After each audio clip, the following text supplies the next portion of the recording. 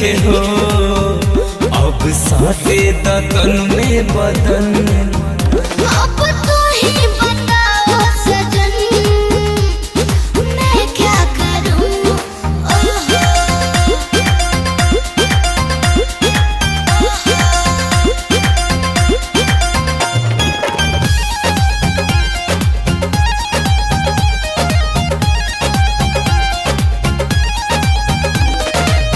आर्यन सिंह के बा फरमाई पूरा करो ना ख्वाहिश हो।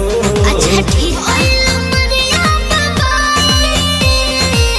पूरा करो ना च्वाइस हो।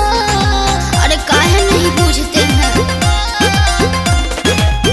आर्यन सिंह के बा फरमाई पूरा करो ना ख्वाहिश हो। लव यू जान।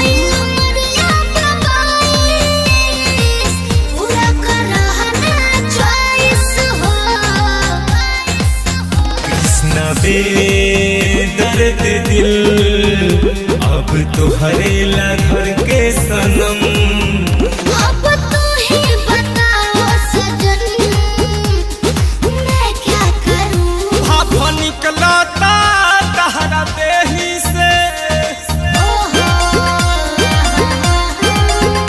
भाप निकला तहरा देही से बाबे चैनी हो हमारा यही से सहात नइखे हो तोहर देखी के सेक्सी बदन।